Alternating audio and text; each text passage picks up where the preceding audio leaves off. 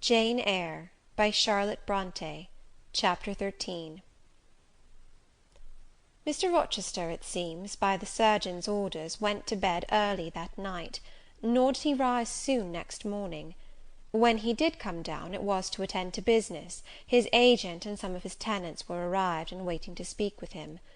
Adele and I had now to vacate the library; it would be in daily requisition as a reception room for callers.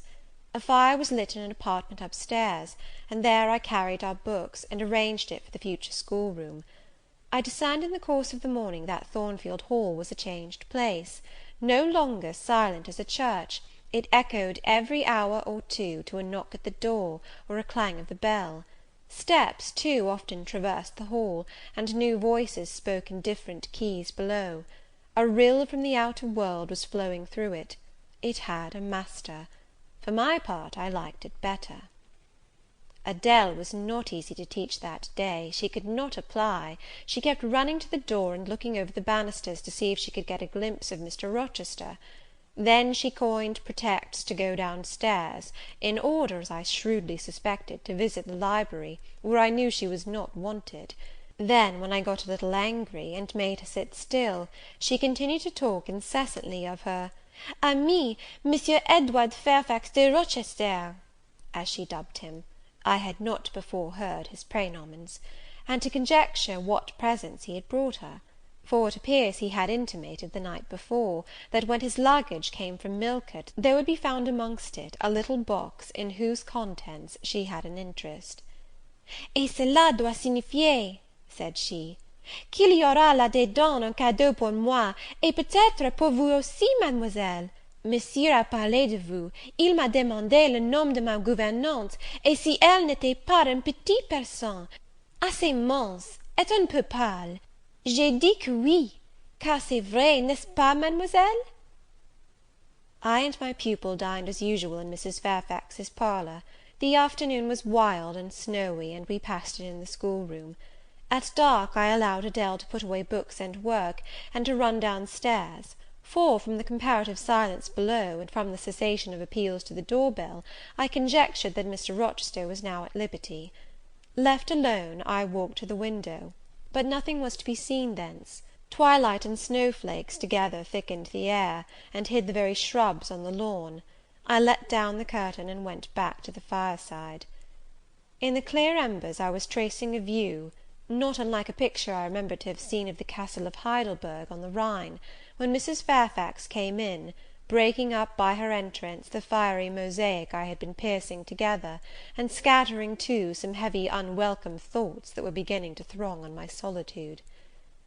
"Mr. Rochester would be glad if you and your pupil would take tea with him in the drawing-room this evening," said she. "He has been so much engaged all day, that he could not ask to see you before." "When is his tea time?" I inquired. "Oh, at 6 o'clock; he keeps early hours in the country. You had better change your frock now. I will go with you and fasten it. Here is a candle." "Is it necessary to change my frock?" "Yes, you had better. I always dress for the evening when Mr. Rochester is here." This additional ceremony seemed somewhat stately. However, I repaired to my room, and, with Mrs. Fairfax's aid, replaced my black stuff dress by one of black silk, the best and the only additional one I had, except one of light grey, which, in my Lowood notions of the toilet, I thought too fine to be worn, except on first-rate occasions. "You want a brooch," said Mrs. Fairfax. I had a single little pearl ornament, which Miss Temple gave me as a parting keepsake. I put it on, and then we went down stairs. Unused as I was to strangers, it was rather a trial to appear thus formally summoned in Mr. Rochester's presence. I let Mrs. Fairfax precede me into the dining-room, and kept in her shade as we crossed that apartment, and, passing the arch, whose curtain was now dropped, entered the elegant recess beyond. 2 wax candles stood lighted on the table, and 2 on the mantelpiece. Basking in the light and heat of a superb fire lay Pilot. Adele knelt near him. Half reclined on a couch appeared Mr. Rochester, his foot supported by the cushion. He was looking at Adele and the dog. The fire shone full on his face. I knew my traveller, with his broad and jetty eyebrows, his square forehead, made squarer by the horizontal sweep of his black hair. I recognized his decisive nose, more remarkable for character than beauty; his full nostrils, denoting, I thought, choler; his grim mouth, chin, and jaw, yes, all three were very grim, and no mistake. His shape, now divested of cloak, I perceived harmonized in squareness with his physiognomy. I suppose it was a good figure, in the athletic sense of the term, broad-chested and thin-flanked, though neither tall nor graceful. Mr. Rochester must have been aware of the entrance of Mrs. Fairfax and myself, but it appeared he was not in the mood to notice us, for he never lifted his head as we approached. "Here is Miss Eyre, Sir," said Mrs. Fairfax, in her quiet way. He bowed, still not taking his eyes from the group of the dog and child.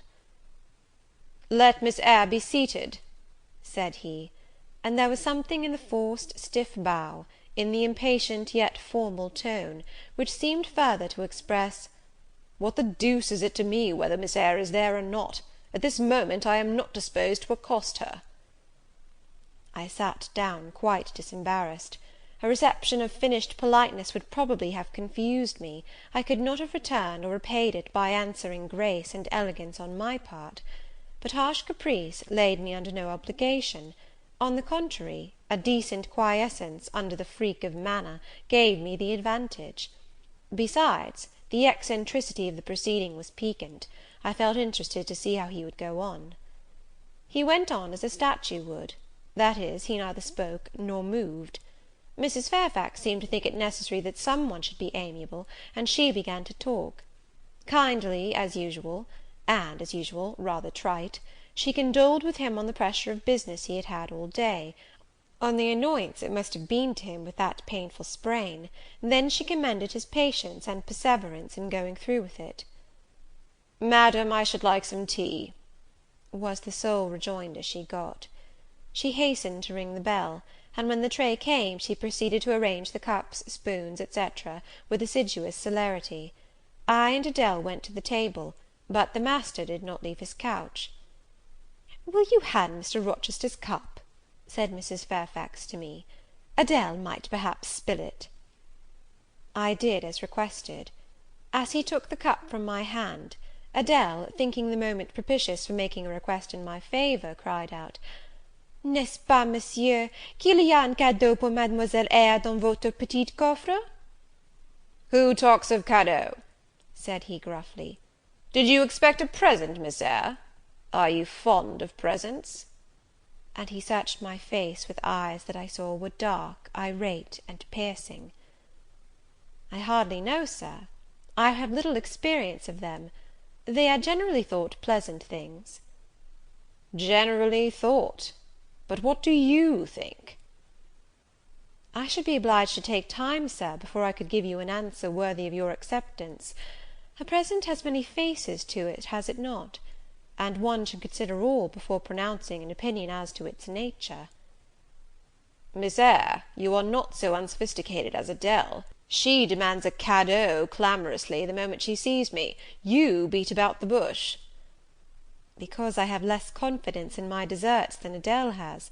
She can prefer the claim of old acquaintance, and the right too of custom; for she says you have always been in the habit of giving her playthings. But if I had to make out a case, I should be puzzled, since I am a stranger, and have done nothing to entitle me to an acknowledgment." "Oh, don't fall back on over modesty. I have examined Adele, and find you have taken great pains with her. She is not bright, she has no talents, yet in a short time she has made much improvement." "Sir, you have now given me my cadeau. I am obliged to you. It is the meed teachers most covet, praise of their pupils' progress." "Humph," said Mr. Rochester, and he took his tea in silence.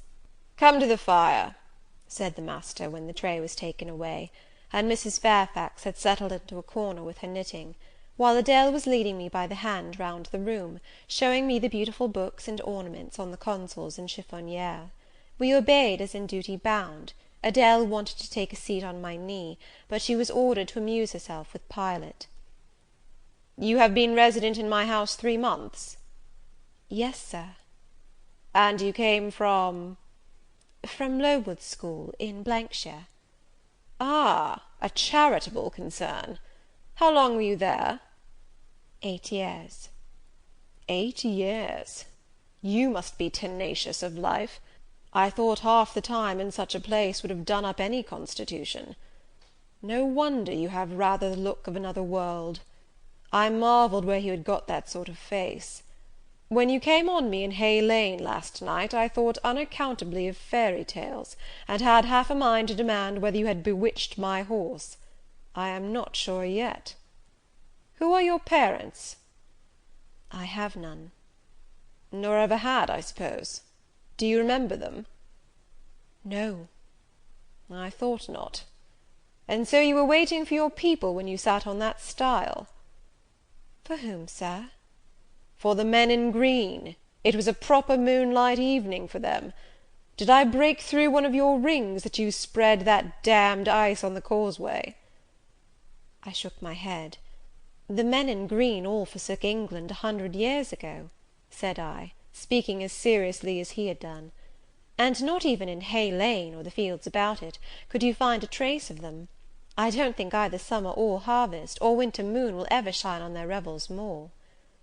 Mrs. Fairfax had dropped her knitting, and, with raised eyebrows, seemed wondering what sort of talk this was. Well, resumed Mr. Rochester, if you disown parents, you must have some sort of kinsfolk, uncles and aunts? No, none that I ever saw. And your home?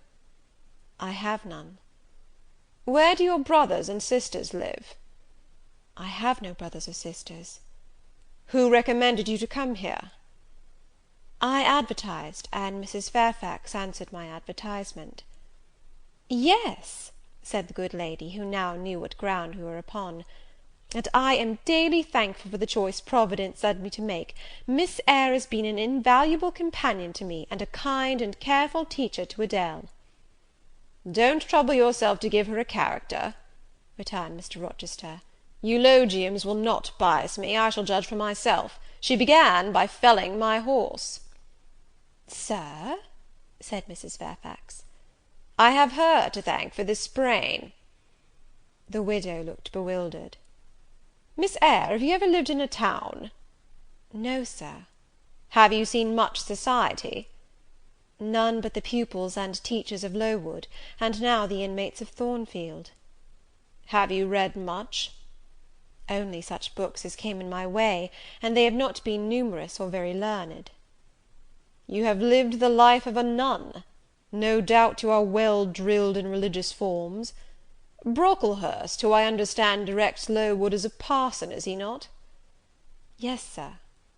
And you girls probably worshipped him, as a convent full of religieuses would worship their director. Oh, no.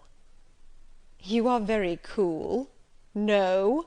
What? A novice not worship her priest? That sounds blasphemous.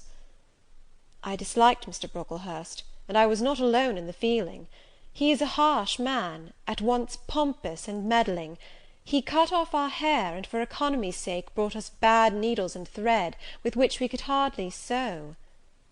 That was very false economy, remarked Mrs. Fairfax, who now again caught the drift of the dialogue. And what was the head and front of his offending? demanded Mr. Rochester. He starved us when he had the sole superintendence of the provision department, before the committee was appointed, and he bored us with long lectures once a week, and with evening readings from books of his own inditing, about sudden deaths and judgments, which made us afraid to go to bed. What age were you when you went to Lowood? About 10. And you stayed there 8 years? You are now, then, 18? I assented. Arithmetic, you see, is useful. Without its aid, I should hardly have been able to guess your age. It is a point difficult to fix where the features and countenance are so much at variance as in your case. And now what did you learn at Lowood? Can you play? A little. Of course, that is the established answer. Go into the library. I mean, if you please. Excuse my tone of command. I am used to say, do this, and it is done. I cannot alter my customary habits for this one new inmate. Go then into the library, take a candle with you, leave the door open, sit down to the piano, and play a tune." I departed, obeying his directions. "Enough!" he called out in a few minutes. "You play a little, I see, like any other English schoolgirl. Perhaps rather better than some, but not well." I closed the piano and returned. Mr. Rochester continued. "Adele showed me some sketches this morning, which she said were yours. I don't know whether they were entirely of your doing. Probably a master aided you." "No, indeed," I interjected. "Ah, that pricks pride. Well, fetch me your portfolio, if you can vouch for its contents being original, but don't pass your word unless you are certain. I can recognize patchwork." "Then I shall say nothing, and you shall judge for yourself, sir." I brought the portfolio from the library. "Approach the table," said he, and I wheeled it to his couch. Adele and Mrs. Fairfax drew near to see the pictures. "No crowding," said Mr. Rochester. "Take the drawings from my hand as I finish with them, but don't push your faces up to mine." He deliberately scrutinized each sketch and painting. 3 he laid aside; the others, when he examined them, he swept from him. "Take them off to the other table, Mrs. Fairfax," said he, "and look at them with Adele. You," glancing at me, "resume your seat and answer my questions. I perceive those pictures were done by one hand. Was that hand yours?" "Yes." "And when did you find time to do them? They have taken much time and some thought." "I did them in the last 2 vacations I spent at Lowood, when I had no other occupation."